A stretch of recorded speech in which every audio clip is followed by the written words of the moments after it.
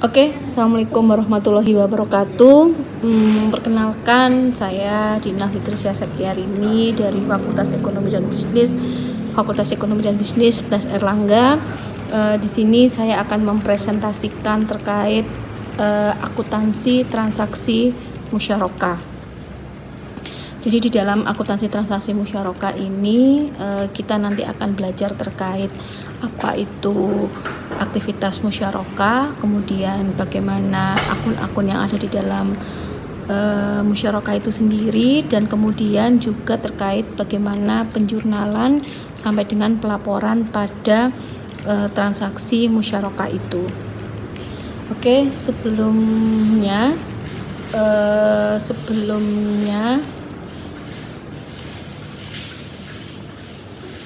itu kita harus mengetahui apa itu musyarakah. Jadi musyarakah itu sendiri adalah sebuah kerjasama dari dua belah pihak atau lebih yang ingin berkongsi dalam sebuah partnership, di mana ada pihak-pihak yang menjadi partner aktif dan ada juga pihak-pihak yang menjadi partner pasif.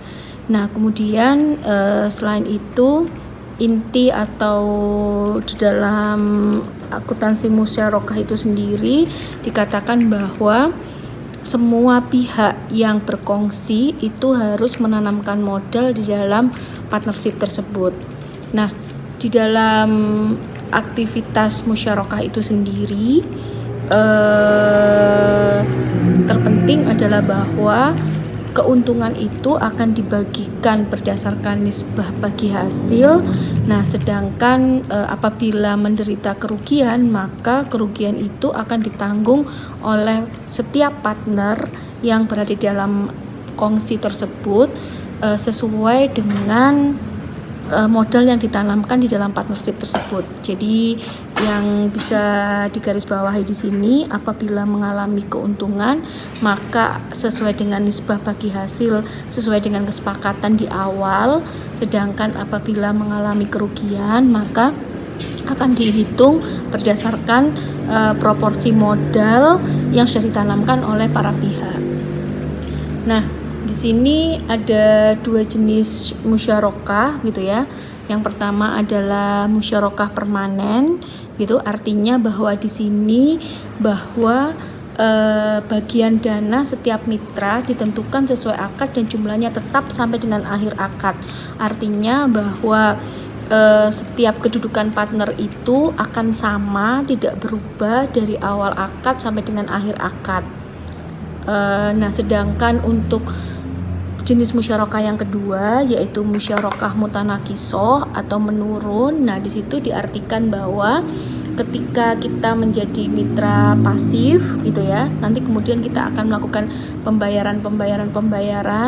Nah, sampai akhir periode musyarakah itu akan ada beralih kepemilikan atau beralih porsi modal dari pihak partner aktif menuju ke pihak partner pasif, kebalik. Jadi pihak partner pasif akan berpindah menuju ke pihak partner aktif.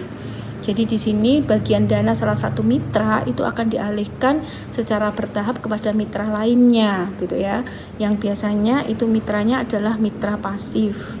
Gitu, dia akan beralih sehingga ketika terakhir berpartner itu dia bersaldo 0, menjadi pemilik penuh usaha tersebut gitu ya. Jadi biasanya itu pada mitra aktif atau partner pasif. Mengapa partner aktif gitu kan? Nah, skema musyarakah. Nah, di sini setiap pihak gitu ya, setiap pihak yang berkongsi gitu kan. Jadi memang di dalam aktivitas akuntansi itu semua itu harus dilakukan pencatatan secara baik. Jadi mitra aktif itu harus membuat catatan akuntansi tersendiri atas usaha yang dikelolanya. Mengapa yang membuat itu adalah mitra aktif atau partner aktif? Itu dikarenakan memang yang melakukan pengelolaan atau yang bekerja di dalam partner ini adalah mitra aktif, sedangkan mitra pasif biasanya kedudukannya adalah dia hanya melakukan penyetoran dana dan sesekali mereka melakukan pemantauan terhadap partnership yang dilakukannya. Nah, di sini akuntansi musyarakah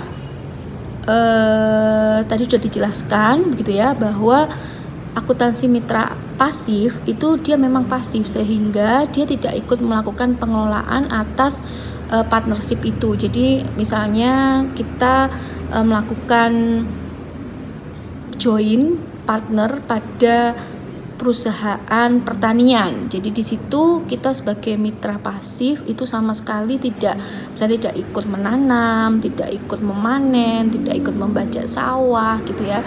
Jadi kita hanya melakukan pemantauan dari kejauhan saja.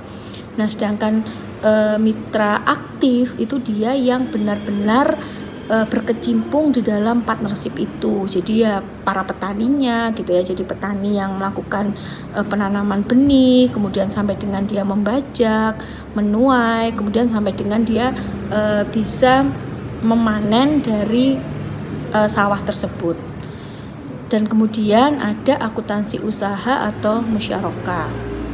Nah, bagaimana cara kita melakukan pengukuran modal musyarakah? Jadi seperti dengan akuntansi yang lain, akad-akad yang lain seperti akad mudharabah, akad salam, akad istisna, maka ketika kita melakukan penanaman modal itu bisa berupa modal kas atau uang tunai, tapi bisa juga berupa modal non kas atau dia modal yang misalnya berupa, kalau pertanian bisa dikategorikan sebagai traktor, atau misalnya kalau kita berusaha di bidang travel maka modal non kasnya itu bisa berupa bis atau apa seperti itu. Nah, kalau modal kas yang diberikan kepada aktivitas partnership itu adalah sesuai dengan jumlah yang dibayarkan gitu ya. Nah, sedangkan modal non kas itu akan ada perbedaan, yaitu kita akan mengukur berdasarkan harga perolehan atau kita berapa sih kita belinya, dan kemudian akan diukur sesuai dengan nilai wajar ketika barang itu kita serahkan sebagai modal pada partner, kepada mereka yang berkongsi atau mitra aktifnya. Jadi yang tadi traktornya sudah dipergunakan untuk membajak sawah dan lain sebagainya. Nah, itu adalah ketika kita mengukur nilai wajar. Sedangkan harga perolehan adalah ketika mitra pasif itu dia membeli barang atau traktor tersebut. Nah, sama seperti ketika kita belajar dengan mudharabah, maka ketika nilai wajar itu lebih kecil daripada nilai tercatat atau harga perolehan, maka itu akan menimbulkan sebuah kerugian, yang mana kerugian itu nantinya harus langsung diakui pada saat penyerahan modal tersebut. Nah, ini yang membedakan dengan ketika nilai wajar itu lebih besar daripada nilai tercatat.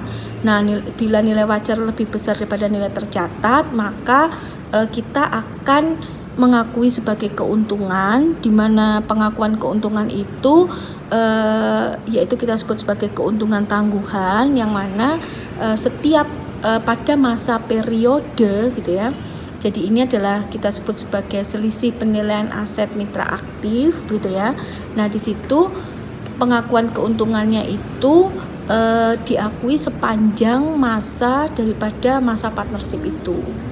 Seperti itu ya. Nah, ya, diamortisasi itu bahasanya. Jadi untuk modal non kas ketika terjadi keuntungan, maka kita harus melakukan amortisasi, di mana yang kita sebut nanti yaitu keuntungan penyerahan aset musyarakah. Nah, itu diamortisasi selama masa akad berlangsung. Nah, kemudian di sini adalah kita sudah mulai dengan aktivitas penjurnalan. Nah, aktivitas penjurnalan ini modal non kas. Kalau ketika kita modal kas berarti ya tinggal investasi musyarakah pada kas. Sedangkan kalau modal non kas ini bisa dilihat di PPT ya, yaitu investasi musyarakah pada sisi debit, kemudian sisi kredit yaitu persediaan, dan sisi kreditnya sisanya adalah keuntungan musyarakah tangguhan. Nah, kemudian ketika kita mengamortisasi, yang tangguhan itu dibalik, yang semula di sisi kredit akan menjadi di sisi debit. Dan kemudian sisi kreditnya adalah keuntungan penyerahan aset musyarakah. Nah, itu ya investasi sedangkan kalau kita mengalami kerugian, maka di sini kita penjurnalannya adalah investasi musyarakah, kerugian debit, kemudian debit pula kerugian penyerahan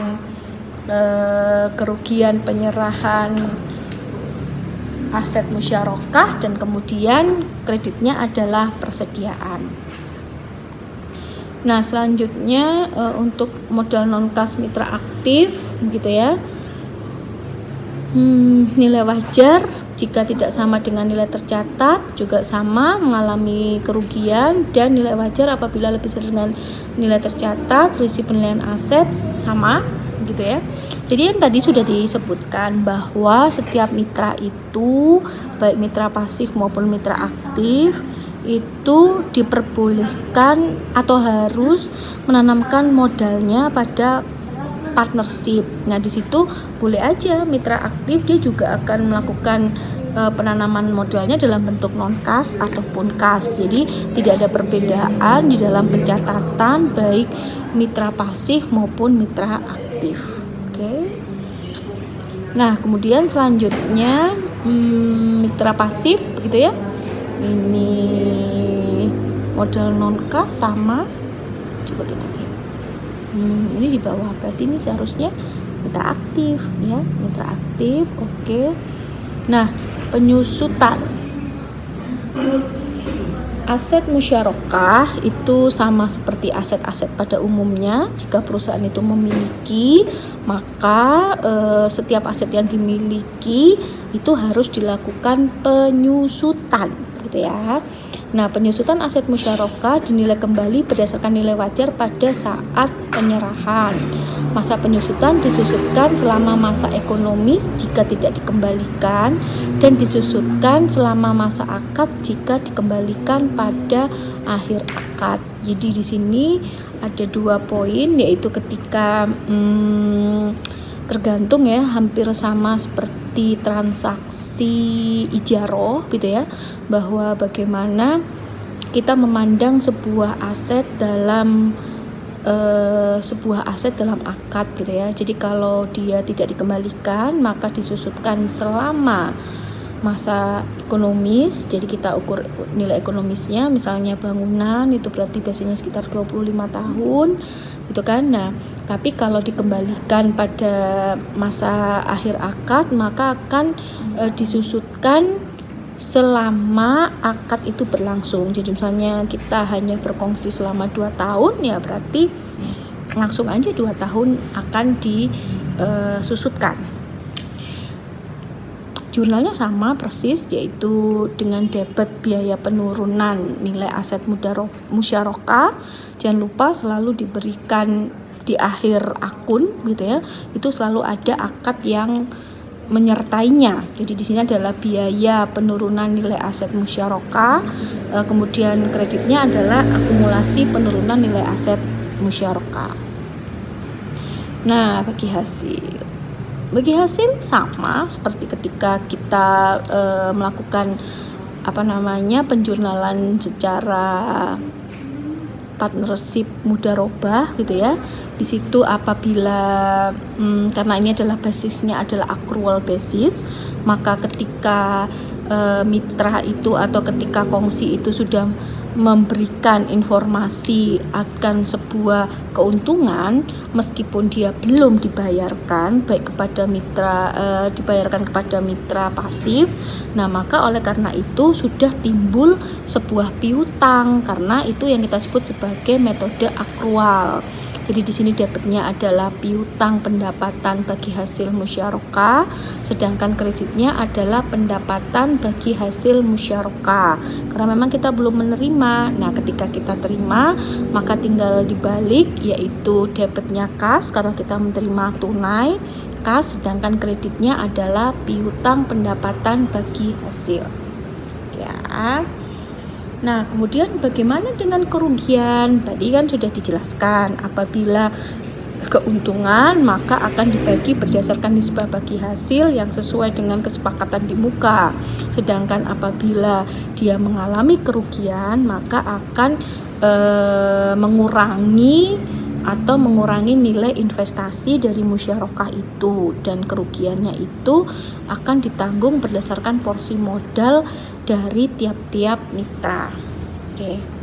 Nah, sama ya seperti mudharabah, kita juga harus melihat mengapa sih sebuah perusahaan itu mengalami kerugian. Nah, apabila perusahaan itu mengalami kerugian itu karena bukan kelalaian dari mitra aktif, maka dengan demikian kerugian itu akan ditanggung bersama oleh para mitra. Sedangkan apabila kerugian itu memang karena kelalaian dari mitra aktif, maka di situ yang menanggung itu adalah mitra aktif, gitu ya. Jadi di sini kerugian musyarakah pada investasi musyarakah, sedangkan kalau dia kerugiannya karena kelalaian, maka jurnalnya adalah piutang mitra pada investasi musyarakah. Oke, pengembalian modal musyarakah. Nah, pengembalian modal musyarakah gitu ya dikembalikan. Maka kalau dikembalikan, maka yang semula kasnya berkurang gitu ya, karena kita melakukan transaksi penyerahan modal, maka kalau dikembalikan ya kas pada investasi musyarakah. Nah, di sini ketika sampai pada saatnya itu kemudian tidak dikembalikan oleh mitra aktif atau partnership itu, maka akan menjadi piutang mitra pada investasi musyarakah. Nah, bagaimana dengan pengembalian modal non-kasnya?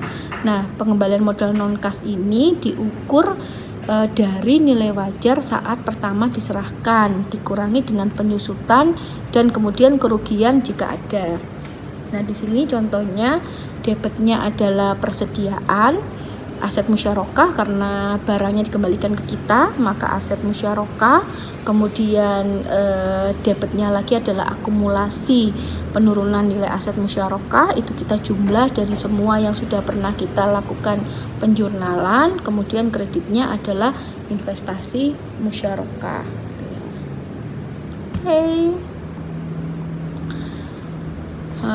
Oke, di sini kita tiba pada contoh soal. Jadi di sini bisa kalian baca, yaitu problem based learning. Nah, di sini ada Amin dan Aminah melaksanakan kontrak musyarakah usaha jamu sehat. Nah, ini bisa kalian kerjakan gitu ya, bisa kalian kerjakan seperti itu. Nah, ada problem based learning 2, itu juga bisa kalian kerjakan. Jadi pada intinya akuntansi musyarakah itu tidak terlalu rumit gitu ya, hampir sama dengan akuntansi mudharabah karena memang sifatnya itu hampir sama. Yang membedakan itu hanya bahwa kedua mitra itu dia berkongsi dan kemudian mereka sama-sama menanamkan modalnya. Kemudian yang kedua itu modal itu bisa diserahkan baik berupa kas maupun bisa diserahkan dengan berupa non kas. Nah, kemudian ketiga itu pengukuran keuntungan dan kerugian ketika penyerahan modal. Nah, keuntungan dan kerugian ketika penyerahan modal itu juga ada dua macam gitu ya. Kita harus melihat apakah mengalami keuntungan atau kerugian, seperti itu. Nah, kemudian bagaimana penerimaan bagi hasil dan penanggungan kerugian gitu kan. Dan kemudian yang terakhir adalah bagaimana pengembalian modal. Selesai. Terima kasih. Saya akhiri sampai di sini. Semoga bermanfaat tayangan ini. Wabillahi taufiq wal hidayah. Wassalamualaikum warahmatullahi wabarakatuh.